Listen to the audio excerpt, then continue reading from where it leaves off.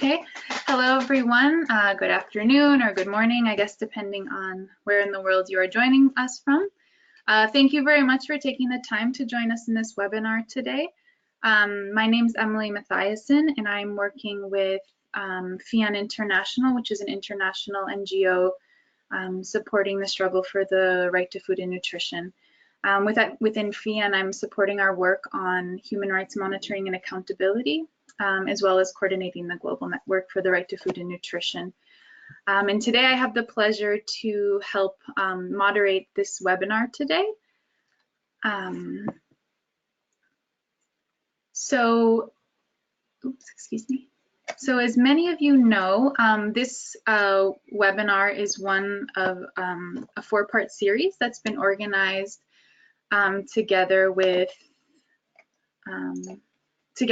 Why Hunger, FIAN International, and the Independent Food Aid Network. The motivation behind this work was really to unmask the false solutions to hunger and share knowledges, strategies, experience, and advocacy around building solidarity for the struggle for the right to food in North America and Europe. Oftentimes hunger and the lack of realization of the right to food, or even violations of human rights, are not something that are seen as affecting the global north. However, when it comes to the realization of the right to food and other human rights, there are many, many challenges that these regions face. For example, there's estimated numbers of some 43 million people in the EU who can't make their basic food needs. And significant high numbers also in the US.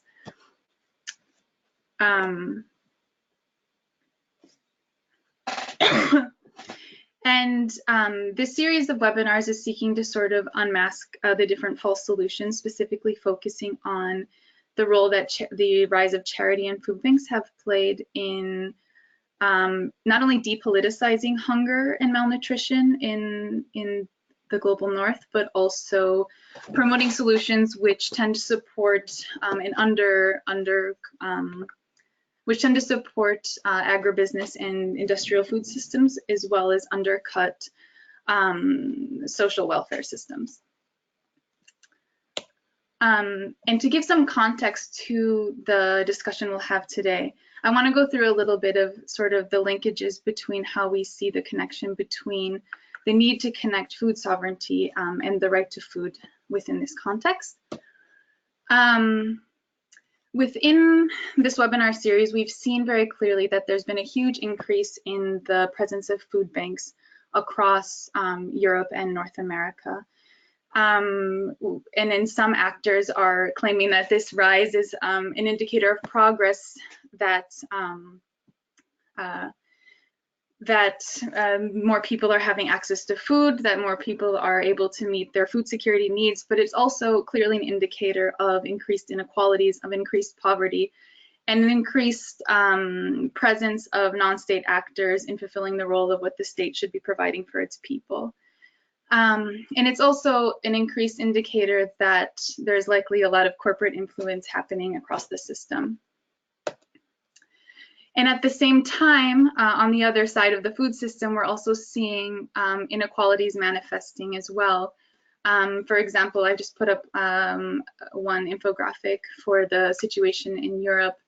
We have a huge amount of land concentration where farmland is largely in the hands of most of the farmland is in the hands of very few large producers, while 75% of the farms, which are small scale, are only controlling 11% of the land.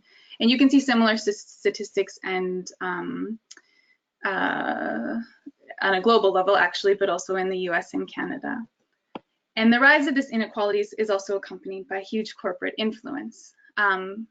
This was a slide that was presented in the first webinar by presenter Graham Ritchie's, indicating the major transnational companies who are supporting and donating to food banks, oftentimes through food waste recovery programs, which also are accompanied by tax benefits and other things, reinforcing their model of overproduction.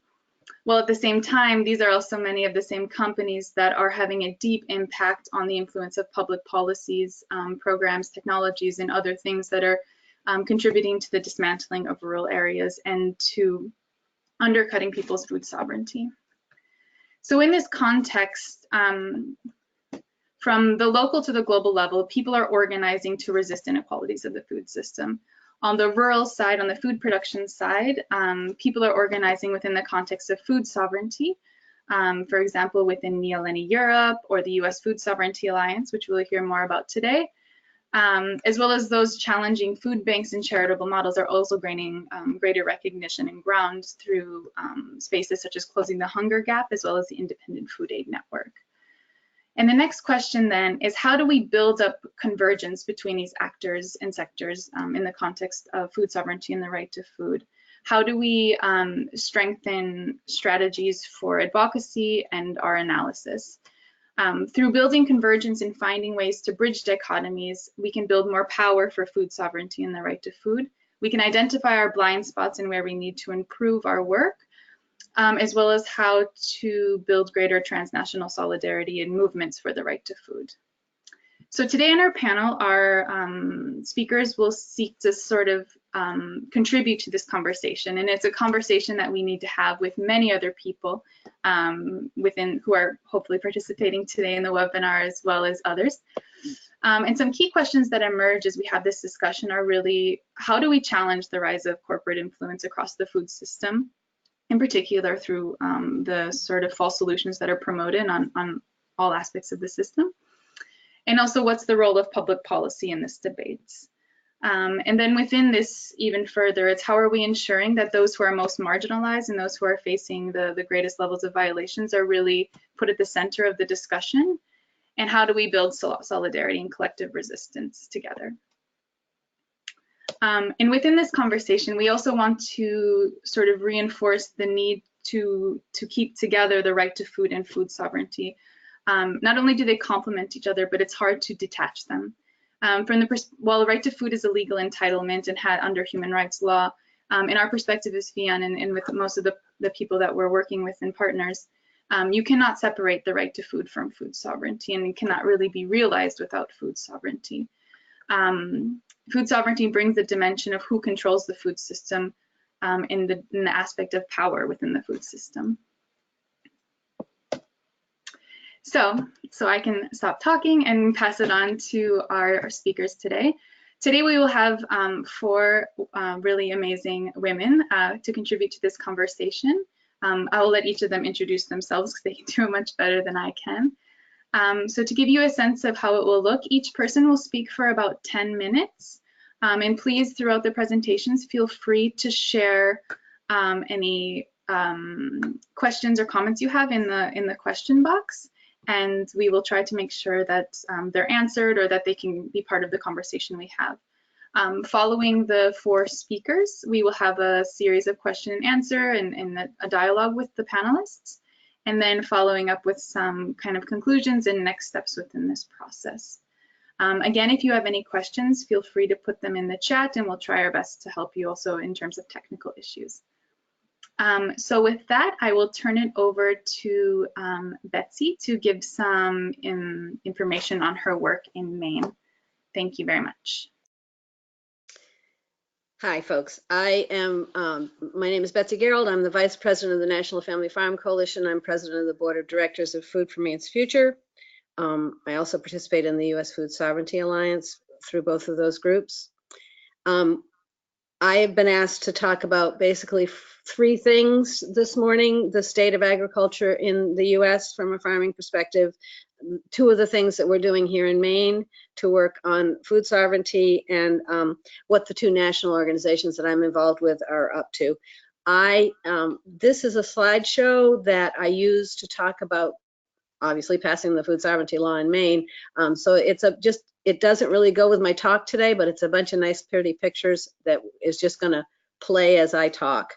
So starting with what's going on in agriculture in the U.S. right now, ever since Earl Butz, who was the Secretary of Agriculture for Nixon, energized the get big or get out mindset in commodity farming in the agricultural system in the U.S., the U.S. has been moving towards bigger and bigger farms, towards consolidation of farmland. The big absentee farmers control more and more of the farmland, as Emily was talking about, mining it for its fertility and giving nothing back to the land or the community. They contribute to the climate crisis and they abscond with the profits, leaving rural towns all over the country in dying. The small yeoman farmer can't compete with these. They're being replaced by big machines and big owners. Right now, we had a very bad farm credit crisis in the 1980s, where again, small family farmers were losing their farms. There was a rash of farmer suicides.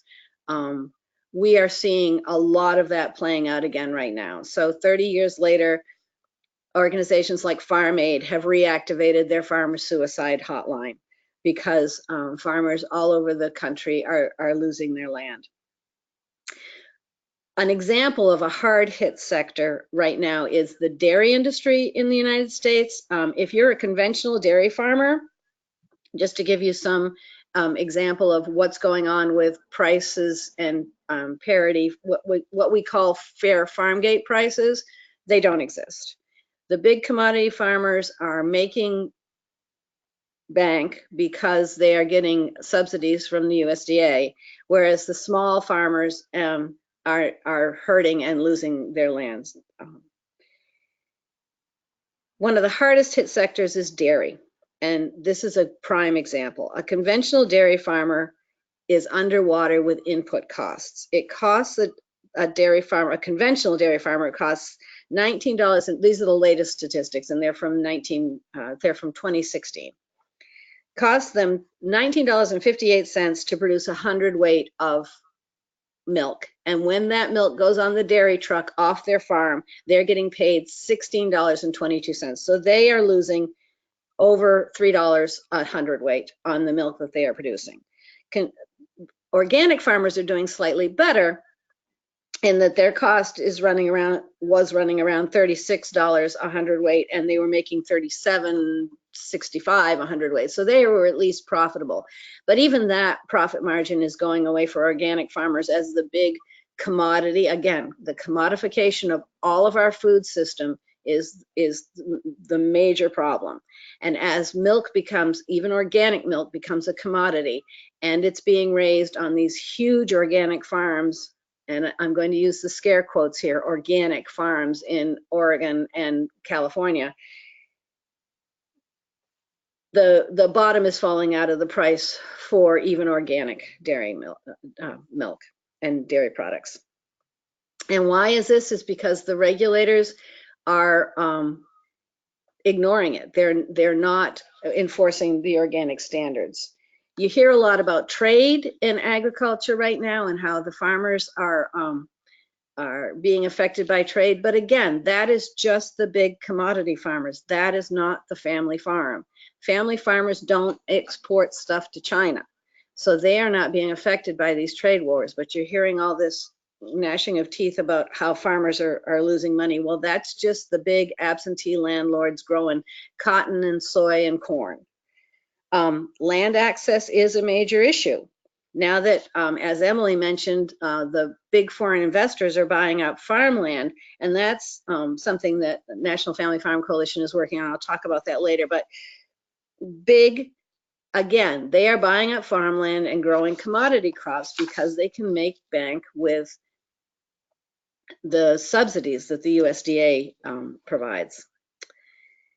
Here in Maine, our efforts to help small family farms stay solvent and to provide a manageable entry point for beginning farmers.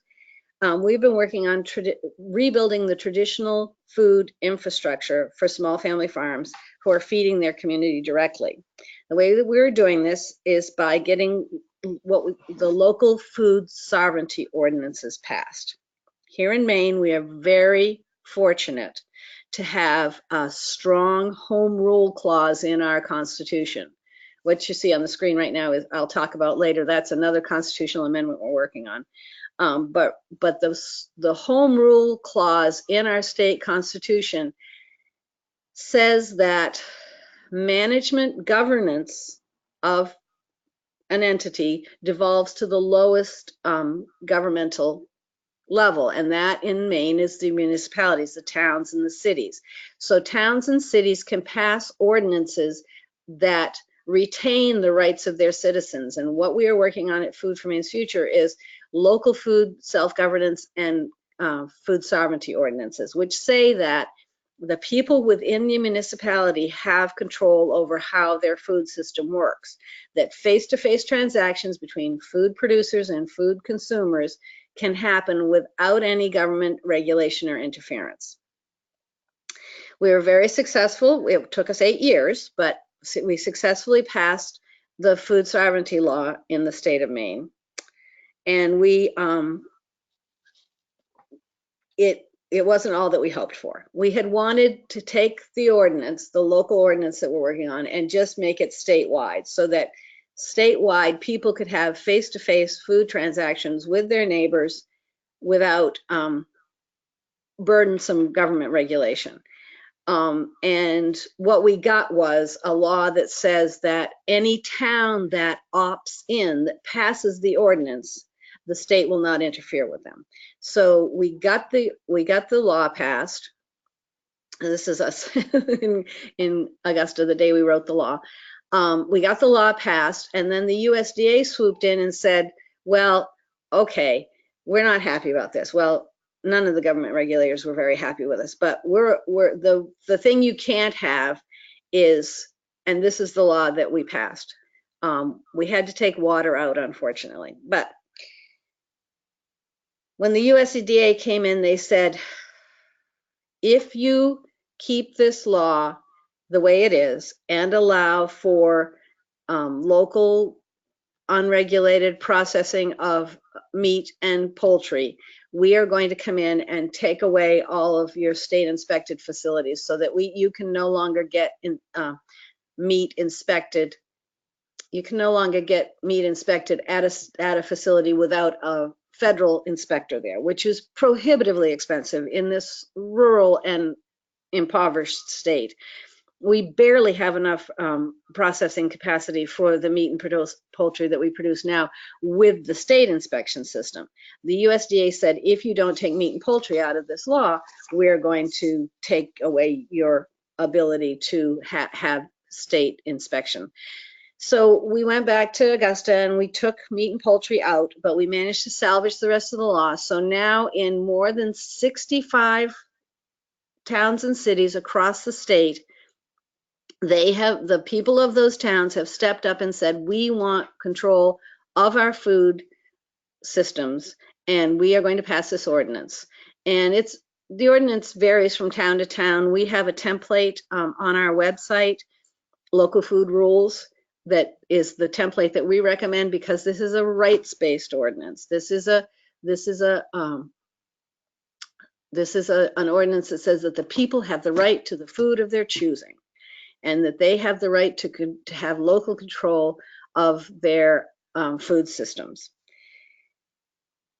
One of the other things we've tried to do over the course of these 8 years, or actually later in the process, when we realized we were going to get the food sovereignty law passed, such as it is, we then started talking about passing a right to food amendment to our state constitution.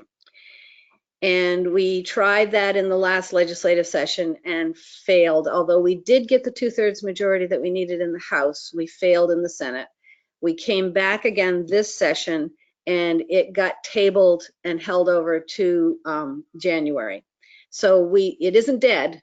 We're still working on it. But what that right to food constitutional amendment says is, all individuals have a natural and inherent and unalienable right to grow, raise, harvest, produce, process, prepare, preserve, and consume the food of their own choosing, to save and exchange seeds, and to barter, trade, and purchase food from the sources of their own choosing, for their own nourishment, sustenance, bodily health, and well-being, as long as no individual commits trespassing, theft, poaching, or other abuses of the private property rights, public lands, or natural resources in the harvesting of food. Okay, this slide is in here to remind me to talk about, just going to segue for a minute here, to talk about the fragility of our current food system.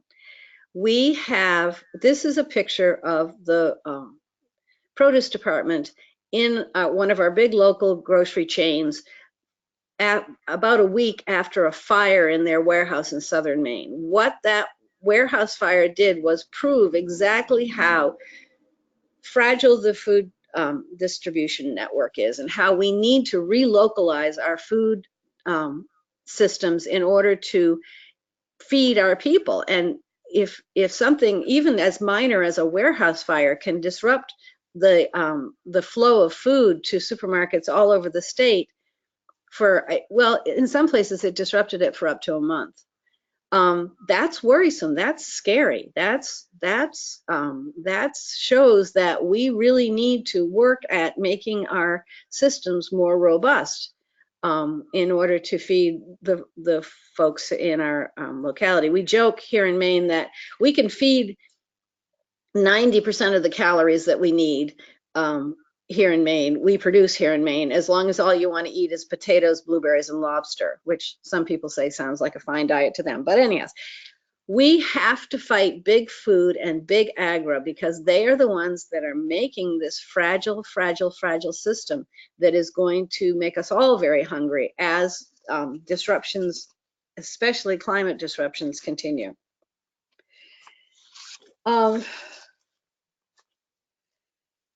So we are working on relocalizing the food system, and there's the signature on our law. The two national organizations that I work with are the National Family Farm Coalition and the U.S. Food Sovereignty Alliance. The U.S. Food Sovereignty Alliance is a collection of regional based groups. These are both of these groups are organizations of organizations. They're coalitions and alliances of grassroots organizations that are doing the work, doing the muddy boots on the ground work that keep us moving forward with better food sovereignty and better food security. You hear a lot of people talk about food security, but they're not talking about real food security. They're talking about things that I can't even go into here. But basically what we are trying to do is, especially at the National Family Farm Coalition, we are working on fair farm gate prices for farmers to keep small family farmers on the land producing the food that feeds their communities. We are pushing for a Canadian style dairy supply management system, which makes the trade people's heads explode because they don't want to hear about it. But it works in Canada and it keeps the dairy farmers on the land. There's my cartoon about muddy boots in the halls of power. This is what we have. This is how it works. This is what we need to do. We need to not cede the field to the lobbyists. We need to be in the legislative. This is us in the gallery watching our amended bill get passed. These two national organizations, the National Family Farm Coalition and the U.S. Food Sovereignty Alliance, are key to keeping up the pressure on big ag and big food in DC and elsewhere. And they serve as a pushback against the false perception that all farmers are conservative know-nothings in red MAGA hats. And that's happy to answer any questions. Okay, thanks a lot. Thanks a lot, Betsy, for sharing your information and your experience. So let's then move on to Dawn, and how about we take some questions at the end. So we'll go to Dawn. You have 10 minutes.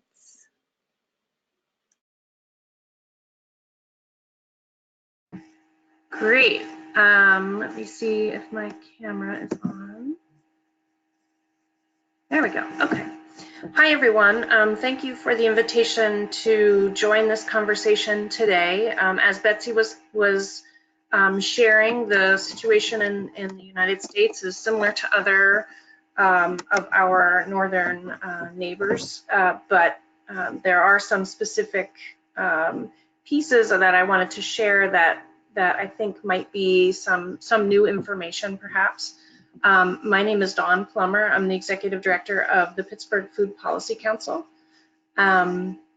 I also sit on the Urban Agriculture Advisory Committee for the Pennsylvania State Department of Agriculture, as well as our local food safety committee in our county of Allegheny County. Could you advance the slide?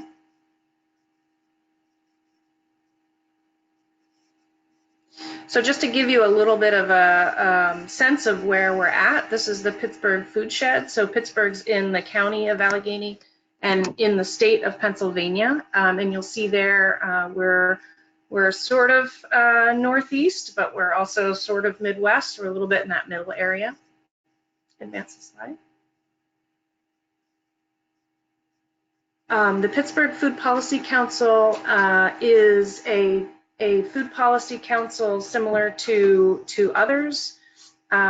We bring together over 80 member entities. So those members of our council include all of the sectors represented on this kind of circle. It's nonprofits, for-profits, government entities, conservation organizations, farming organizations, and universities. Next slide, please. Our council is, actually go back one. Sorry. Our council is primarily focused on our county and the city of Pittsburgh within that county, though we see that many of the decisions made about our food system are made sort of beyond our local control. So while we're identifying what decisions and policies are set at the local city or county level, we're also working to build a Pennsylvania State Food Policy Council so that we can have a coordinated voice for state policies. And the hope is to then also have more coordination for how our state interacts in the federal conversation around federal policy issues on food systems. Yeah, so I'll get a little more into that. If you could advance the slide. I wanted to add this slide just to kind of remind us of the political economic environment that we're currently existing in. Obviously, we're in the U.S. and in a capitalist economic system, and a neoliberal capitalist economic system, and that has significant ramifications for our food system. Looking at the kinds of things we see under a neoliberal capitalist economic system, we see deregulation of our economy, and in our case, deregulation of our food economy, the destruction of unions, the sort of unorganizing of the organized sectors of our economy, decreasing taxes on rich, wealthy people and corporations, defunding public goods, while repressing and policing the poor, particularly people of color. And I think it's important to remember that while we have a system that is with the commodity farms that Betsy was talking about in terms of subsidizing large-scale farming and large industrial farming, we at the same time, while sort of under neoliberal economics, you can have the free flow of capital and business. So you see a lot of foreign entities buying up land in other countries, that kind of thing. The capital can flow freely while the people cannot. And so our migration crisis that we're currently seeing really speaks to that. Military force used to repress opposition and incarceration, sort of the lack of free flow of people that are actually needed to support our agriculture in particular in the United States. Next slide. I will also say that we're with the cuts in welfare and things like that, we're seeing the constant threat to cuts in terms of numbers in our budgets, but then also adding on requirements like work requirements and other hoops to jump through in order to access anything like a right to food in the United States. I wanted to speak to the definition of food sovereignties. So for the Food Policy Council, the building food democracy is really important for us. So not only understanding you know, how our food gets to the plate, but actually all of the decisions and policies and budgets that have an implication on our food system so that we can define that. And I think that's what Betsy was talking about, Maine doing a really great job of really staking their claim to the decisions that impact their food system. And food policy councils are a real place for building that food democracy. And I wanted to share a little bit about food policy councils as a kind of phenomenon that's been emerging over the last 2 decades. Next slide, please. So the Center for Livable Future at Johns Hopkins University does an annual study of food policy councils across America. So looking at tribal councils, US councils, and Canadian councils. And then the next few slides are drawn directly from their report, and I would suggest that you check it out. It's Food Policy Council Report or something like that. Go back one, please. From 2008, it's 2019 with data from 2018, so it's very up to date. And this shows you just from the year 2000 to 2017, the increase of each of those kinds of councils. And these are organizations at different levels of different jurisdictions, but that bring together that cross-sectoral network that I was talking about that we reflect our Pittsburgh Food Policy Council. So these are, you know, the question I pose here in the title of this slide, Signs of Increased Food Democracy in North America. You really are able to break down silos and create space for education and exchange through Food Policy Council work, which I think is a sign of increased food democracy. Okay, next slide. I wanted to share some information about the character of these organizations, since I do think that they're significant and have much to contribute to this broader conversation. This is some of the characteristics of our food policy councils. This is a national, you know, these are all of the states of the United States. And so you'll see that we do have councils. I didn't count all of those numbers if we have them in all 50 states, but at least you see where they're really strong. California, North Carolina, Missouri, Michigan, Kansas, Ohio, Minnesota, Colorado, Maine, and then it goes down from there. But it does show that there's at least a network of food policy councils that exist in most of the US states. Next slide, please. And I also wanted to point out the age of food policy councils. So you'll see here, 6 years and older, there's over half of the food policy councils that exist have been around for at least 6 years or more. So you have some, in the case of our Pittsburgh Food Policy Council, we've been around for 10 years. And so you'll have, you know, that just means something different for an organization that's been around for a while. I've seen a quote that says, you know, change happens at the speed of trust. And I think that trust is really at the center of Food Policy Council work, really, you know, taking the opportunity to build relationships across urban-rural divides, across racial divides, across different ranges of experience. And that's really critical. So you see that, you know, at least half of the Food Policy Councils have been at this for a while, which means there's a core of people who work closely together, likely at those levels. Next slide.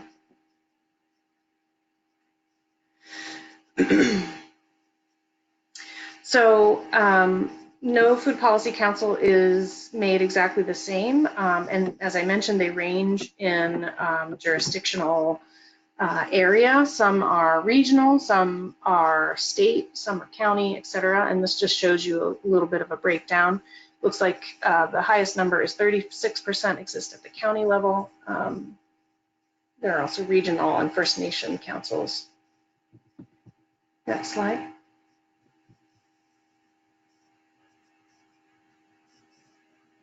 So I wanted to also just share the organizational structure and character of these various councils. So you imagine this network of networks, essentially. It's building a web of people who are interested in food systems from one aspect or another, whether you're a producer, you're an urban grower, you're an emergency food provider, you're a farm-to-table restaurant, or a government agency.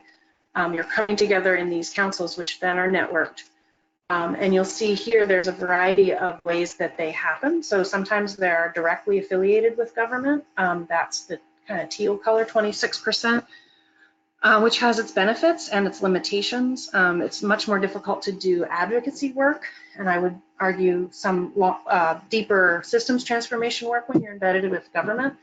At least you're at the behest of whoever is in office at that time. You'll see the 34% is kind of the largest, and that means it's held in a, I mean, that one is held at a nonprofit. Some are very grassroots coalitions, so they come in all shapes and sizes. Next slide, please. I also wanted to share this slide, which really is about the budget of food policy councils. They're primarily a low budget network of folks who are, in my experience, many food policy council members are working already at an organization that allows them to participate. We do also have individuals who are, you know, concerned community leaders and others, and really making space for people to participate who don't have food systems jobs is really important. But here I just wanted to underscore that, you know, while money always makes things better, not better, but perhaps easier, funds to bring people and subsidize transportation or, you know, pay for convenience is great. Much of this work is being done on a pretty small budget. Next slide, please.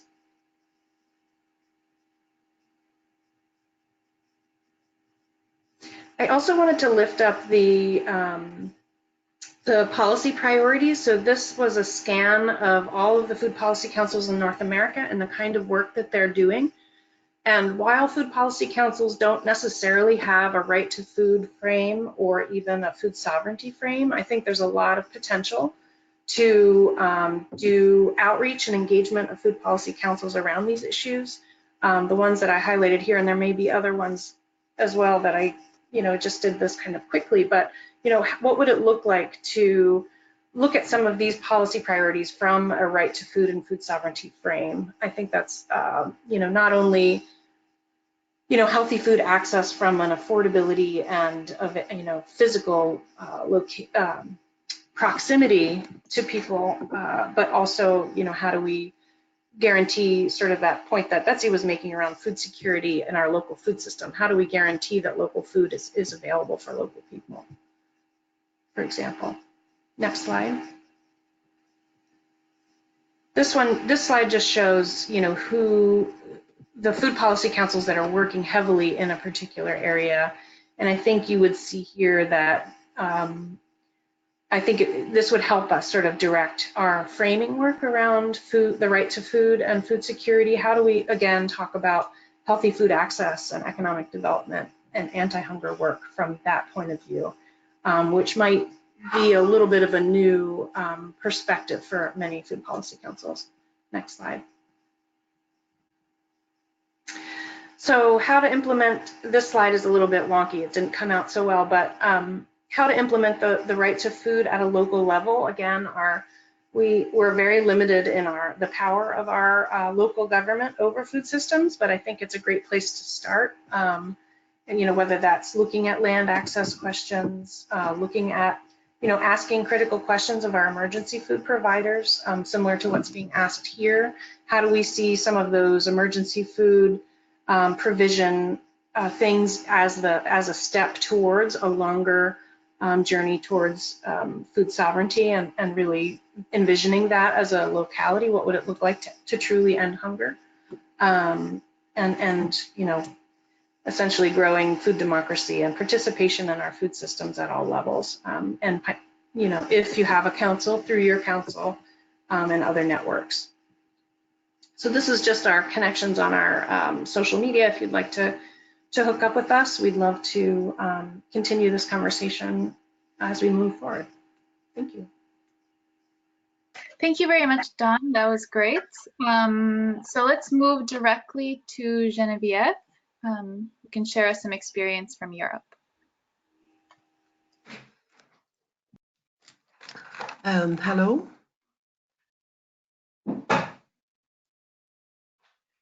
Yes, we hear you. Fine. Hello, I'm Geneviève Savigny. I'm a farmer in south of France. and I've been involved in the European coordination Via Campesina for quite a while. And in this organization, I've been following different issues, and one of them is the question of food and food sovereignty.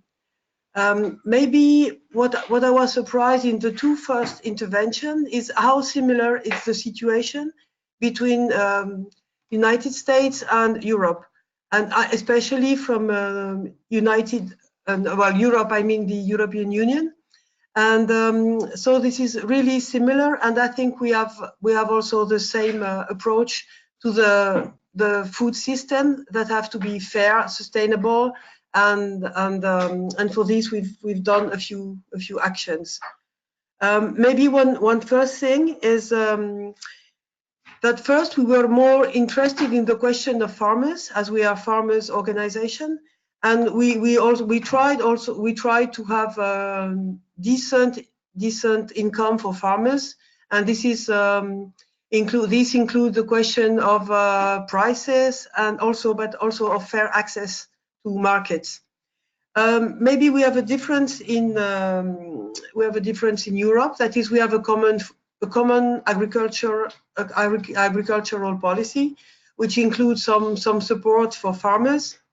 But as it is based per hectare, of course, those who have a lot of hectares get a lot of subsidies, when those who have less hectares get less. And this also leads to land concentration, as it was mentioned.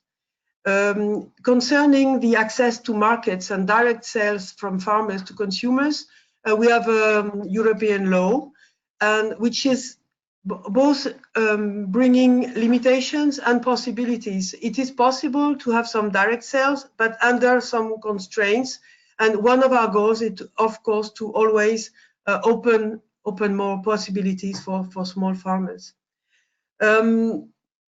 What we've been doing here in Europe was also to be able to gather all the people who were concerned by food sovereignty and who would recognize themselves as a food sovereignty movement.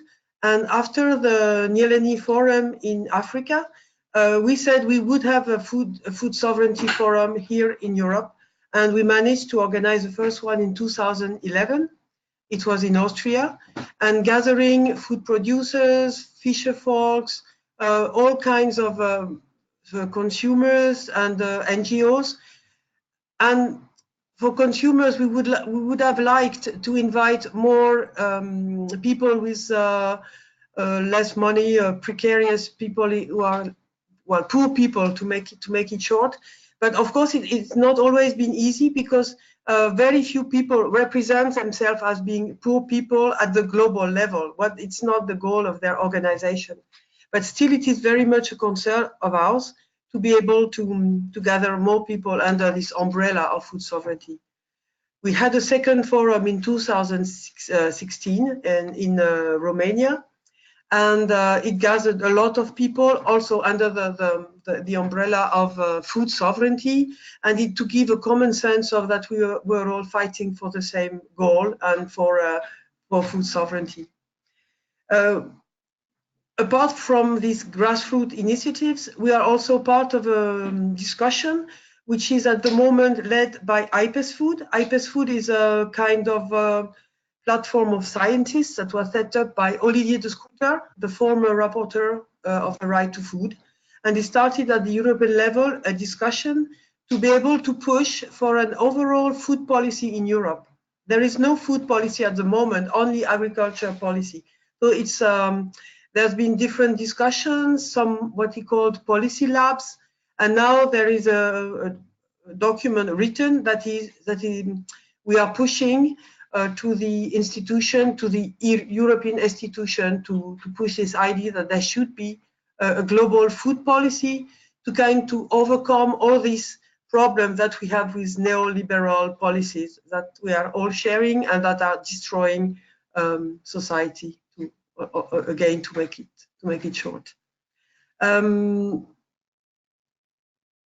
What else? So this is an effort at the European level. Now, what is very important to say that there are a few things that are going well. A few things are happening. For instance, something is happening at local level, like the community food council that you have in United States. A lot of communities are organizing councils or discussions to better organize the food systems and to improve what has to be improved. And access to food to poor people is very often a concern, with always the concern to be able to have the people concern themselves to represent themselves, and it's not always easy. So it is happening, and maybe it's very inspiring to see how it's already happening in United States. Another thing which is quite positive is the idea of agroecology starting to become a new horizon for agriculture, because the environmental problems and climate change and this kind of things is getting more and more of a problem. Maybe more people are going to be worried and trying to find some other way of farming, and it's not only farming, it's also food sharing, food distribution, and so on. So I think it's coming that maybe it will become a new paradigm and change from this point of view to change the whole system. Well, this is our hope, and this is how in Via Campesina we are also pushing to develop agroecology as a way to achieve food sovereignty. Another good news is the adoption of the Declaration on the Rights of Peasants last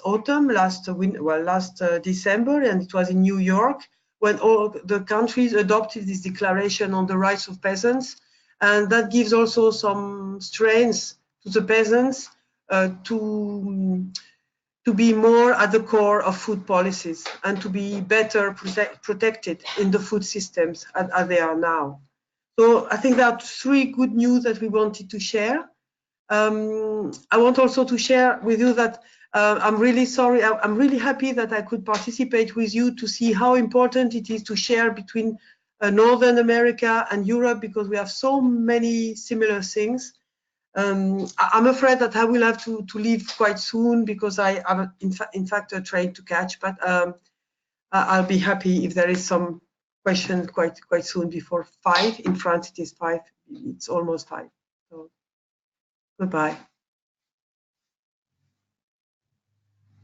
Thank you very much, Geneviève, for sharing your perspective. And I think for sure we will make sure to, if you're unable now, to share any questions and keep you in the follow-up with this discussion. So let's go, last but not least, to D. You can wrap us up.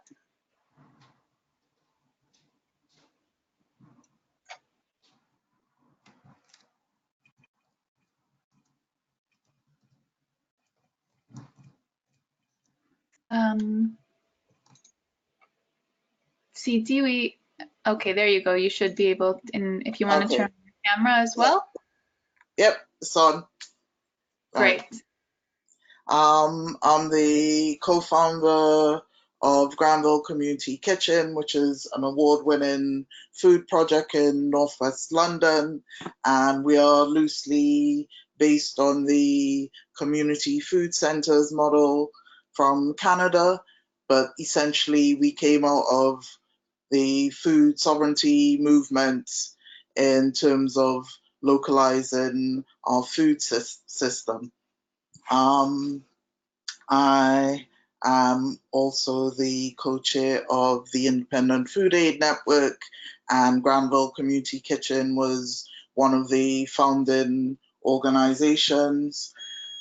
I'm a member of the Land Workers Alliance, which is the UK member of La Via Campesina. I'm a member of the London Food Board, Food Ethics Council, and a visiting researcher at CORE, the Centre for Agroecology and Water Resilience at Coventry University.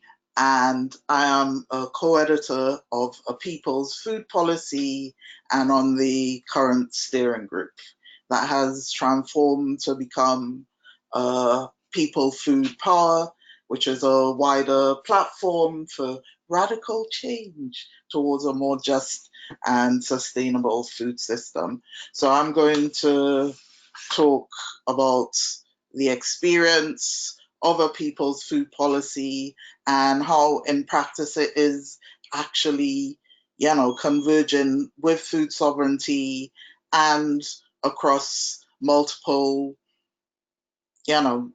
movements, social justice movements, not just around food, but housing and land reform, land justice, amongst others. So basically,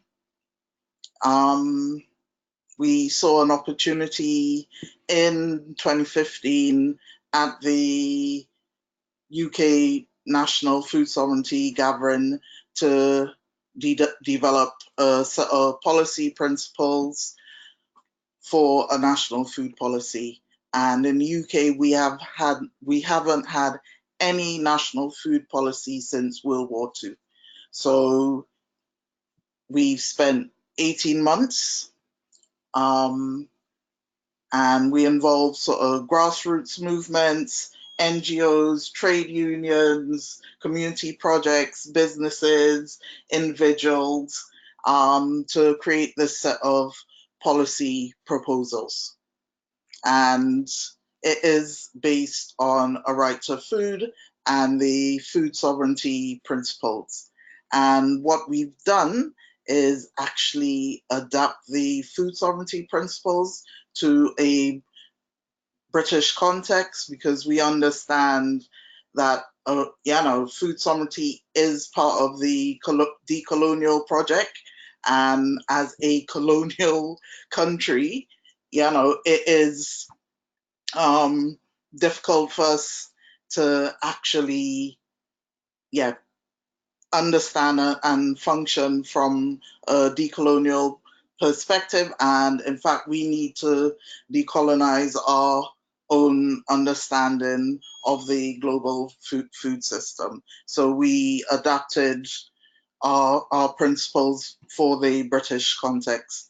And A People's Food Policy is just for England, because we have other policies coming from the devolved nations. Wales has their policy, Ireland are starting their policy, and the most advanced of them is Scotland with their Good Food Nation Bill, which is also based on food sovereignty.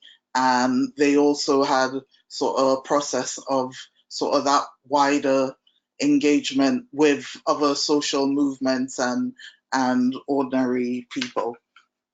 And I think for us in England, what we realized was that food isn't just a food issue. It is a planning issue, it is a housing issue, it is a land issue. So understanding those convergences around food, but more so that, food is also an intersectional issue. So impacting on women and children and disabled people and people of color. And these are things that we're working more on within our second phase and our reiteration as People Food Power. And excuse me whilst I refer to paper. And we're basically concerned with the vast inequalities within and outside of England, the rapid degradation of the resources on which we depend, and the growing rise of oppressive and damaging worldviews. So this is how People's Food Policy has emerged. And then we had Brexit. So it means we're not exactly in Europe, and it is an opportunity for us to drive some of these policies, into national food strategy, and which is happening right now. The terms of reference were launched today. There have been sort of high-level dialogues and roundtables, which we've been able to participate in and get, some of our policy proposals considered. There's also the Labour Party, who are creating their own sort of mirror national policy, which we're feeding into as well. All right, but it is that important thing of putting people at the center and, reaching across difference. So looking at everything from working conditions and labor to trade, and in fact trade and the international situation is something that we recognize that we need to develop more, and we're actively working on that.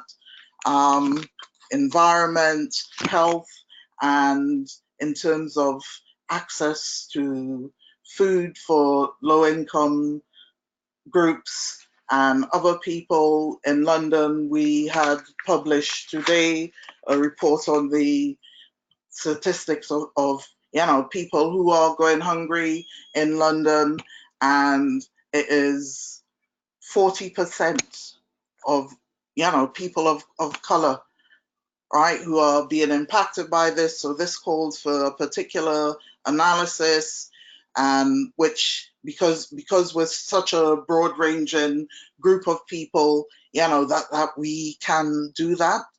So we're connecting to Black Lives Matter UK and other organizations within the UK. As LWA, who are one people who sort of drove the sort of development of a people's food policy, we've been active in sort of submitting proposals and amendments for the agricultural bill, which right now is hanging, but we've been at the front line of that. We're on one of the advisory panels now because of that. And it has been about us building our capacity and using popular education and our voice and advocacy, and building those relations with policymakers, decision makers, and getting ourselves into those spaces and places. So with the Draft London food strategy, we've managed to get some food sovereignty principles in there. So hopefully this is a message of hope. And I'd like to leave you with a quote which includes a piece written by Patrice Cullors, right, who is from Black Lives Matter, and it is: our food movements must unite with other social movements, with ordinary people, politicians, and policymakers to provide hope and inspiration for collective action to build collective transformation, rooted in our outrage about hunger, malnutrition, undernutrition, unnecessary disease and deaths, poverty and inequality. We must look towards bright visions and dreams where women matter, our children matter, the earth matters, to ensure good food for all is part of a better quality of life for all. Thank you. Okay, thanks a lot, Dee. What I will do now is I will invite all of the panelists, if you want to come back on screen, we can try to go through a few questions. I'll just remind everybody that if you have any questions, feel free to share them. We already have a few, but would be happy to try to get a few more, or just you can feel free to keep feeding them in. So yeah, thanks a lot to all of you for really also sharing a lot of concrete information and strategies and what you're really doing to sort of challenge the unjust aspects of the food system, and also trying to build convergence around both sort of the anti-hunger side of the discussion and also the food sovereignty, food production side. I had a little technical failure at the beginning of the discussion, and lost my notes, but something I did want to say that I think is really important, and I think underpins a lot of what you said, is that at the moment right now, we're really in a moment, a challenging moment for human rights at a global level. Not just in the North America and Europe, where human rights are being challenged. There's a lot of regressive policies taking place. And in particular, the countries that you all are representing are very challenging contexts for human rights. In the US, it's not acknowledged as a right at all, and the US doesn't believe that it has legal obligations to human rights. It hasn't ratified international covenants well, any of the international human rights covenants. And in the UK, with the austerity measures and other regressive measures, it's sort of a similar move. And in this moment, we're needing to really rethink our strategies around advocating for human rights, and really rethinking how we build power for human rights. So I really want to thank you all in really discussing that. That was one of the comments somebody had, I don't know if anybody wants to speak to it, was in these contexts where there's sort of this clear disinterest in human rights discourse, or kind of a refusal. How do you see right to food fitting into your narrative? How do you see, and I would also add to that, I think Dee, you said a little bit about it. How do you also deal with the issues of all these other intersectional issues like discrimination and increased racism in particular, and xenophobia within the concrete food policy work that you're doing? I don't know who wants to go first. You can maybe raise your hand, or maybe just a short comment if you'd like. Dawn, go ahead. I was gonna, those are several questions bundled together. Just a response to the first piece about what to do when, you know, our national governments don't acknowledge these international human rights instruments. And that's, you know, the case with the United States. And my experience as an organizer for the last 20 years or so is that human rights, while they are international legal mechanisms, they are also just a kind of moral fabric of humanity. I think that if you asked anyone, you know, do you think that people have a right to eat eat every day? You know, there's a pretty common perception that yes, you know, food is a basic need and a human right. So I think it's a very useful framework when you're just talking to people, whether or not you can sort of litigate or, you know, sort of implement is a sort of separate question. But I would also say that in the US, and I don't know if this is happening, I imagine it is in other countries as well, we have a lot of activity happening at the local level. So either cities or in some cases, well, yeah, I guess mostly cities, but maybe also in some cases states are able to assert themselves. And in the city of Pittsburgh, we have a CEDAW. What does CEDAW stand for? Covenant for the Elimination of Discrimination Against Women. And so while the United States does not subscribe to that particular instrument, you know, hasn't ratified that, we at the local Pittsburgh level have a gender commission that's looking deeply at how women are impacted by a variety of things in our city. So there is a movement around cities in particular, but local, you know, smaller jurisdictions asserting a rights framework. Yeah, I say one of the reasons that I love doing this work around food is because we all eat. The lucky of us eat 3 times a day, and the people that feed us are farmers, and those are the folks that I'm working for. And what I notice while we're doing this rights-based work that we're doing here in Maine is the political spectrum is it's not linear. It's like a circle. And at the bottom, the far right and the far left meet on a lot of issues, and one of them is food. And so when I walk into a room to talk about the local food ordinance, I'm often talking to a room full of libertarians, and I'm a former Green Party chair. So it really does bring the political spectrum together. And I think that that's a good, not only is it important for us to do this work with everyone across the political spectrum, but it also is an opening for us to get to know each other and start the dialogues about all of the issues that we need to be talking to each other about. So I look at food as a wedge issue, like a wedge of cheese, you know. Dee, did you want to speak to that?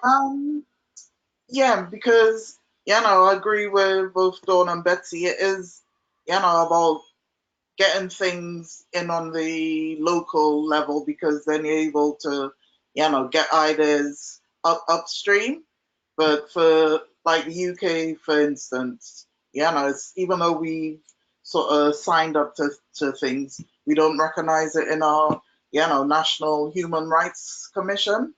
So, as an actionist, for me, it is about building that voice, and having a stronger voice in different places around the right to food. So right now we have sort of a stronger voice coming from children because of, their hunger that they're experiencing. So it is about building solidarity and understanding the impact of, right to food and not achieving it on health and women's rights, and, in terms of discrimination and ethnic minorities. So it's, having that cross collaboration, joining the dots sort of thing. Yeah. Great. And maybe to follow up, I was wondering, and I'm just trying to think of how to tie some of these questions together, and also some of my own curiosities. On the issue of sort of, especially when we talk about human rights and using a human rights approach, we always talk about sort of lifting up the people who are really tend to be left out or kind of invisibilized and often discriminated against. And so I was just wondering kind of how do you identify that in your work, and specifically, and maybe this is, sorry, too many layers, because someone did ask also about farm workers. And I think we're talking a lot about people facing hunger and also people producing food, but it's also, I would say, food and farm workers, and how are they fitting into your work?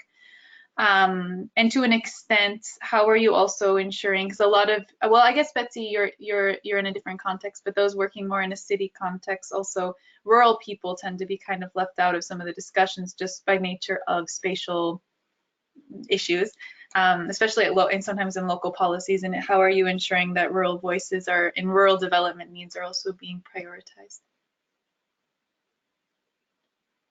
Well, we're basically a rural state. I mean, we have 2, maybe 3, something that would qualify as cities in our state. So most of the people that we're working with are rural folks, and part of Food for Maine's future mission statement is about farm workers, because often farm workers are on food stamps because they can't afford the food themselves.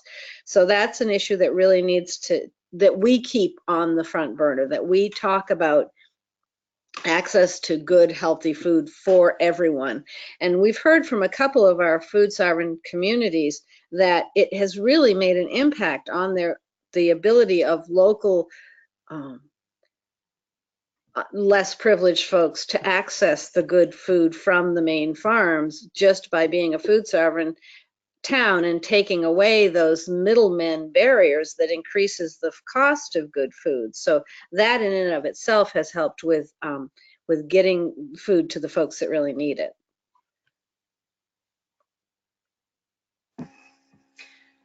I would add just two pieces. One is that, working on food systems, we, always keep at the forefront that we are looking at systems. So, the food system overlaps with so many of our other systems. And so, if you look at questions of food and farm workforce and labor and working conditions questions, if you look at hunger, you're looking at a family budget or a person's budget, which, if food is high, that means, and housing is also high, and access is, often rooted in access to public transportation. So I think, just that approach to have that intersectional, like you were saying, Dee, work is really important. I think another piece of it is how to be in solidarity with groups that are trying to organize in that sort of neoliberalism slide I had. We have the sort of union busting, but we also just have the connected to that is sort of new forms of organizing. So you'll see, you know, worker centers or migrant led organizations, and those are often very under-resourced, very much need to be supported and in solidarity. So for example, in Pennsylvania, we have a farm worker population that doesn't have access to a driver's license. So while if you're undocumented, you can't get a driver's license. And so while many of our farms rely on this workforce and these families to, you know, run their farms and harvest their crops, they can't actually drive to work. It puts them in a very vulnerable position. And so I think any work that we can do to lift up a campaign like the one that they're working on now, the Fight for Driver's License in the state of Pennsylvania, or other calls to action from groups like, you know, from marginalized groups, is really important.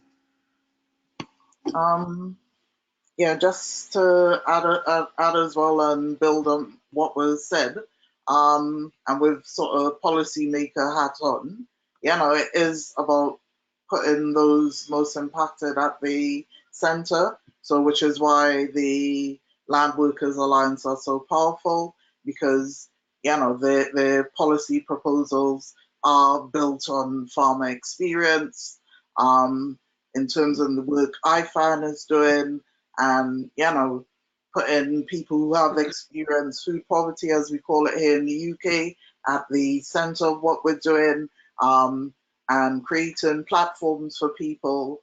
And, you know, I think using different methodologies as well for research, for analyses, and, you know, the media and different types of media and video and everything else, so that, you know, we are, you know, uplifted and, you know, making our presence felt, you know, in every possible sphere. Okay, great. Maybe I will just leave to you also. There's a few very specific questions that I might field to you all separately later, and share the context of the people that are asking them.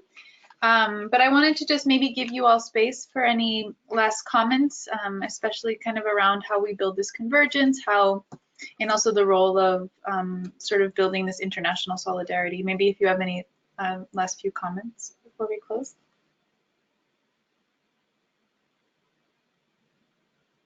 Yeah, it's kind of too bad that Genevieve had to step off, because La Via Campesina is one of the major ways that we are going to build the international, you know, continue to strengthen the international peasant farmer movement, and work towards land rights and farm worker rights and peasant farmer rights around the world. It's a great organization, and we have NFFC has been working with it for many years, because what we see is the peasant farmer problems in the US, just as Dee said, and I think Genevieve says, the peasant farmer problems in the US are the same as the peasant farmer problems in the UK and in the European Union. And I have particular experience myself with farmers in El Salvador, same problems. And, you know, that's why we have folks, Salvadorans drowning in the Rio Grande. We just need to keep talking to each other. Yeah. Thanks, Betsy. And I think, you know, it's about talking to each other, doing shared analyses, as I've said before. I mean, there's so much in common, as well as sort of, you know, things that are different. But, you know, working with academics, working with people on the ground, you know, working with eaters. I think that has been, for me, always the sort of, you know, not so strong side of food sovereignty. You know, ordinary people, we need to be talking to each other. And I think the CSA movement And Global Network and Right to Food are sort of two good spaces in which to build that.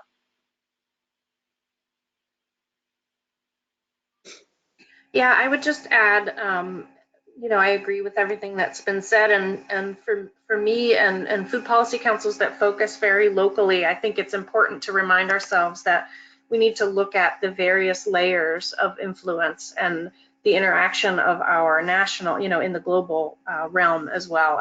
And I agree that continuing to share with all of those levels of networks, continuing to share and learn from each other, and then develop that, somewhat of a coordinated strategic analysis and set of actions so that we can feel the impact of our linkages at the local level, I think would be a really great next step, and is already happening as with some of the examples that we've seen.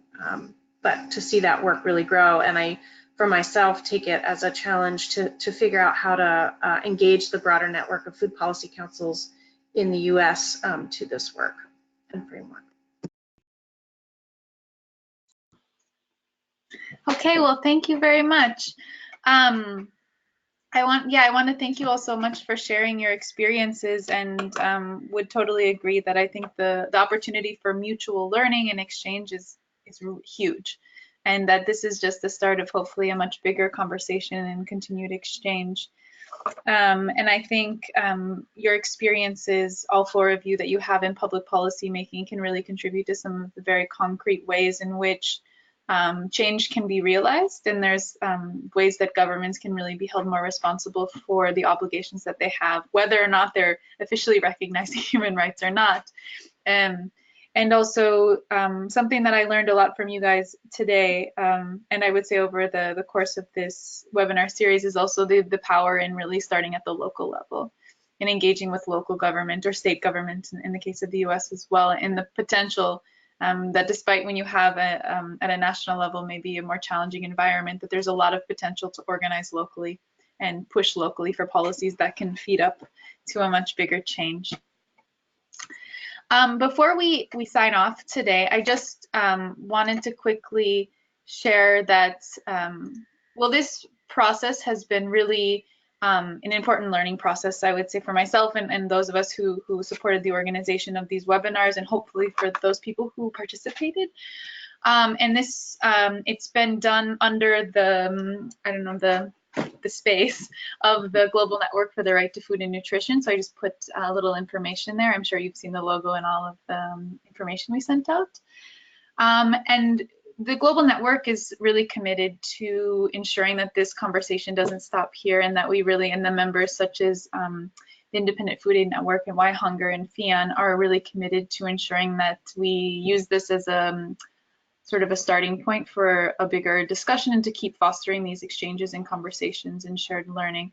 So please stay tuned. We will for sure hopefully have some follow-up information to share, perhaps some written materials and other things that can come out of this learning experience we've had through the webinars.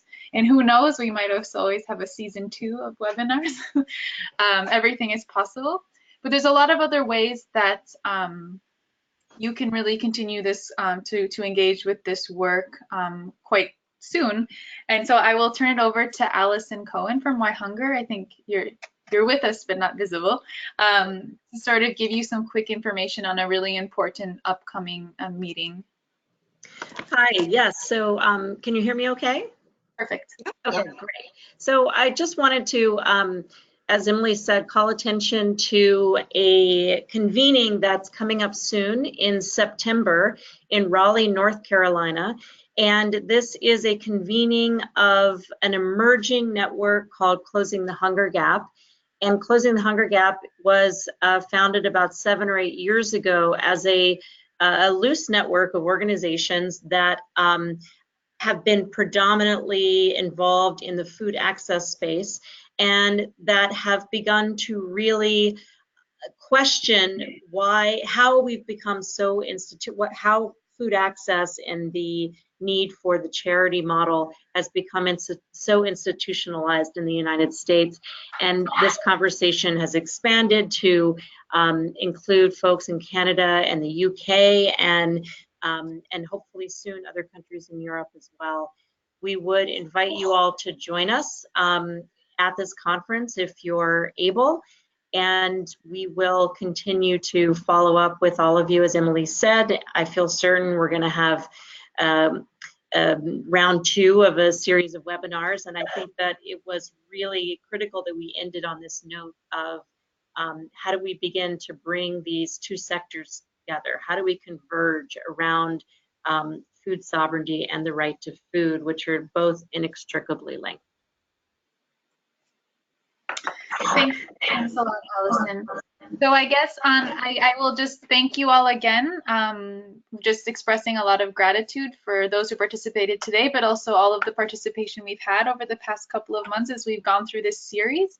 I think on behalf of myself from FIAN and the folks from Why Hunger and Independent Food Aid Network, we can really extend a huge thanks to everybody who's been engaged, and we hope to continue the conversation with you. Have a great rest of the day. Thanks. Thank you. Bye.